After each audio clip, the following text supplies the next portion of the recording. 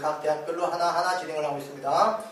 이번에는 광운대 편에 대해서 한번 알아보도록 할게요. 논술 우수자 전형이라고 이렇게 명칭을 합니다. 인원은 215명이니까 그렇게 많은 인원은 아니죠. 그쵸? 1000명이 넘는 인원도 가끔씩 있습니다. 광운대 논술 전형의 전형 방법은 논술 60%, 학생부 40%가 돼가지고요. 전형 총점 1000점 만점 가운데 논술이 600점 만점, 학생부 내신 400점 만점 이렇게 된다고 보시면 됩니다. 좀 더 구체적으로 살펴볼까요? 논술이 60%를 600점 만점이라 그랬죠. 학생부 40% 400점 만점. 그러다 보니까 600점, 400점 만점인데 최저점이 없는 경우도 있어요. 그런데 광운대학교 같은 경우는 최저점에 300점, 내신 200점 이렇게 기본을 줍니다. 그래서 이제 여기에 30%의 실질 반영, 여기에 20% 실질 반영 이렇게 주는데 나머지 50%는 어디 갔느냐? 이거는 기본적으로 주는 게 있기 때문에 50%가 밑에 깔리고 넘어가는 거죠. 학생들이 궁금해하는 게 일단 내 내신 가지고 이 대학을 지원할 수 있겠느냐 뭐 이런 생각을 가끔 하거든요. 그래서 먼저 내신 등급상 점수 차이부터 한번 살펴보도록 하겠습니다. 그 입시 요강상 보면 1등급 100점 만점에서 9등급 50점 기본점 주는 걸로 되어 있어요. 그리고 비교과는 다른 대학과 달리 반영하지를 않습니다. 오직 교과만 반영합니다. 그랬을 때 내신이 이제 40%니까 400점 만점으로 해가지고 우리가 환산을 해봐야 되겠죠. 1등급 400점, 2등급 392점, 3등급 384점, 그리고 기본 9등급 200점을 주게 됩니다. 그렇죠? 그래서 실질 반영률은 20%밖에 안 된다 이렇게 얘기하는 거예요. 학생들이 궁금해하는 건 이제 등급 간 점 차이인데 1, 2등급 사이에 8점 차이, 2, 3등급 사이에 8점 차이, 4, 5등급까지 균등하게 8점 차이로 나갑니다. 그러다가 6등급 넘어가면서 16점, 40, 32점 이렇게 차이가 나죠. 그렇죠? 실질 반영 비율을 1등부터 9등까지 모두 따지면 20%예요.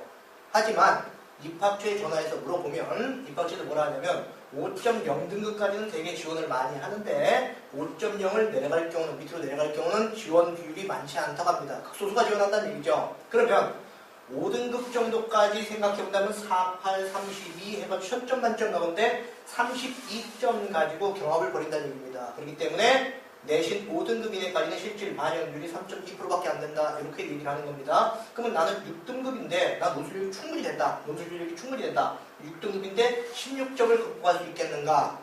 이게 또 관건입니다. 한번 그러면은 좀 이따 한번 다 살펴보겠습니다.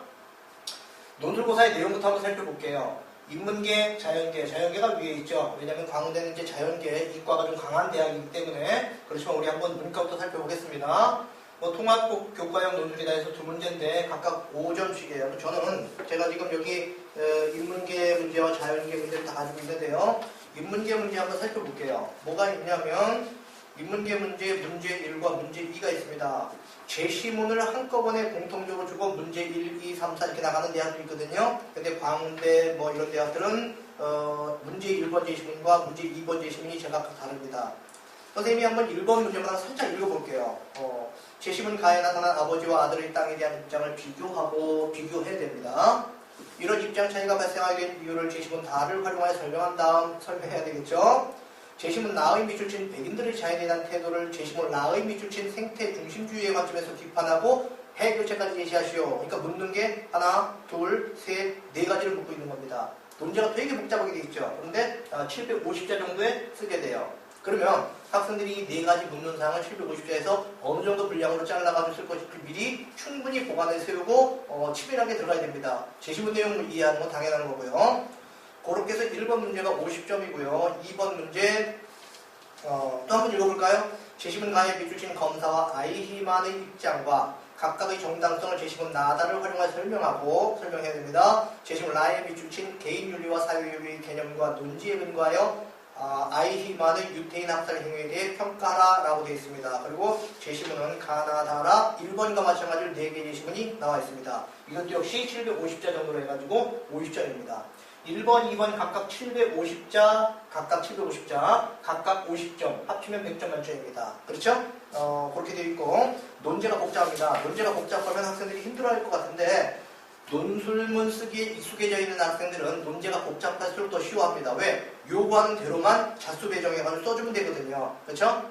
그래서 어쨌든 시험지에 나와 있는 걸로 본다면 50점씩 두 문제 100점 만점. 그러면 자연계 한번 볼까요? 역시 두 문제입니다. 각각 50점씩으로 되어 있다고 했죠? 자연계의 문제를 보면요. 지금 여기 제시문은 짧아요. 제시문 짧아가지고 수식이 하나, 둘, 셋, 넷, 다섯, 6개가 수식이 들어있습니다. 그렇게 하고 1번 타원의 소문항이에요. 소문항. 1번에 소문항 1번, 2번, 3번, 4번, 5번에 소문항이 5개가 있습니다. 그 소문항이 1번이 5점, 타원방 정식으로 구하는 거. 2번은 최대값 구하시오 10점. 그 다음에 3번 같은 경우에 얻어지는 도형의 넓이를 구하시오. 물론 문제는 조금 한 2줄 정도 됩니다. 근데 선생님은 끝에 것만 있는 거예요. 얻어지는 도형의 넓이를 구하시오 10점. 4번 회전치의 부피를 구하시오 15점. 그 다음에 5번 탄젠트 세타를 구하시오 10점. 이렇게 해서 합치면 5개 소문항 합치면 50점입니다. 그리고 2번 문제 역시 제시문은 그렇게 많지가 않아요. 얼마 안 됩니다. 하지만 2번 문제 역시 몇 개인가 볼까요? 1, 2, 3, 4, 5개네요. 그래서 1번이 10점, 2번 10점, 3번 10점, 4번 9점, 5번 11점. 이렇게 해서 전부 50점입니다. 각 문항당 5개 내외의 소문항을 출제하죠. 인문은 국문소수령이기 때문에 원고지에 쓰면 됩니다. 하지만 자연계 같은 경우는 주어진 답안지에다가 밑줄 쳐진 답안지에다가 쓰면 되겠죠. 그렇게 학생들이 수록하는데 잘 보세요. 50점씩 두 문제니까 100점입니다. 50점씩 두 문제 100점입니다. 그렇죠? 그런데 앞에서 우리 보면은 논술 600점 만점에 기본점 300점이라고 그랬어요. 시험지에는 100점 만점으로 되어 있는데 600점 만점에 기본점 300점. 그러면 이 차이가 300점 나죠. 그럼 100점 만점으로 되어 있는 걸 300점 만점으로 부풀려야 되지 않습니까? 그렇죠? 그래서 논술에서 만약에 8점 받았다. 그러면 38, 24, 240점 받은 겁니다. 거기에 300점 기본점 주면 540점이 되겠죠. 그렇죠? 논술에서 만약에 7점 받았다. 그러면 73, 21, 210점에 300점 더하면 510점 되는 겁니다. 결국은 3배수가 된다는 얘기죠. 3배수. 그러면 만약에 논술에서 1점 차이가 나게 되면 어떻게 될까요? 3점 차이. 논술에서 3점 차이가 나게 되면 실제로는 9점 차이가 나게 되는 겁니다. 잘 보세요. 논술 100점 만점으로 되어 있는 논술에서 3점을 남들보다 더 맞으면 실제는 9점 차이가 되는 거니까 내신 한 등급을 올라갈 수가 있다는 얘기가 되는 겁니다. 그러면 6등급인 학생 16점인 경우는 어떻게 될까요? 3으로 나면 3, 5, 15, 3, 18. 그러니까 논술에서 5점 내지 6점 정도를 더 맞아야 된다는 얘기입니다. 근데 논술에서 5, 6점 정도 더 맞는 건 아주 쉬운 일은 아니지만 그렇다고 불가능이 아니에요. 어느 정도 되는 겁니다. 다른 학생들보다 논술에서 한 6점, 7점 이상을 더 맞는 거 그렇게 불가능한 게 아니에요. 충분히 가능하거든요. 그렇게 된다면 뭐 한 6점, 7점, 6, 3, 18, 7, 3, 21, 뭐 이 정도가 맞는다 하더라도 6등급짜리가 5등급 이내들과 동률이 될 수도 있는 가능성이 있다는 겁니다. 근데 문제는 뭐냐면 2, 3등급, 3, 4등급, 4, 5등급 이렇게 내려갈수록 등급 차이가 날수록 문제는 논술을 잘 봐가지고 이 내신 등급의 분량을 올리는 게 문제가 아니고 내신이 좋지 않은 만큼 논술력도 많이 떨어진다는 점. 수학 실력도 떨어지고요. 인문 논술의 경우는 논리력, 표현력, 그 다음에 이제 뭐 어휘력 이런 것들도 많이 떨어지기 때문에 그게 문제지 사실상은 점수 올리는 건 그렇게 큰 문제가 아닙니다. 자신의 실력을 쌓아야 한다는 게 그게 문제인 거죠. 자, 그렇게 해두고요. 광운대 논술 전형 수능 최저학력 폐지했습니다. 2016학년도 폐지했거든요. 2016학년도에 논술 전형에서 수능 최저를 폐지한 대학이 건국대학교가 있습니다. 그리고 지금 얘기하는 광운대학교 있고요. 서울시립대도 폐지했습니다. 그 전에 폐지한 대학이 단국대하고 한양대 서울캠퍼스가 2015에 폐지했습니다.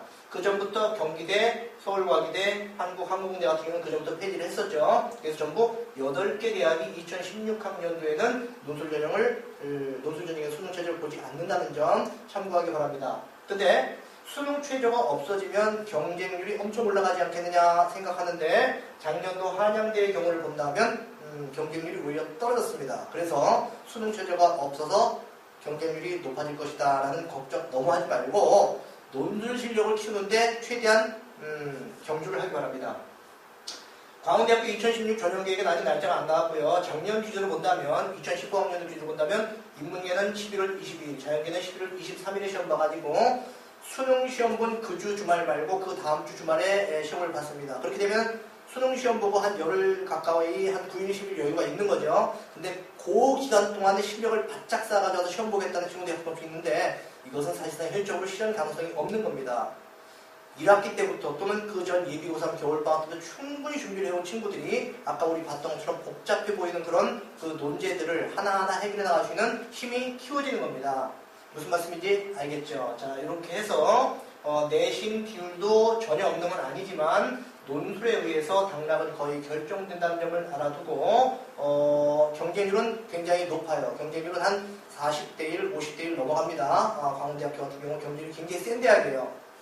그렇게 다 알아두고 광운대 논술 전형에서 꼭 성공할 수 있도록 하기 바랍니다. 지금까지 2016학년도 광운대 논술 전형 3대 강의였습니다.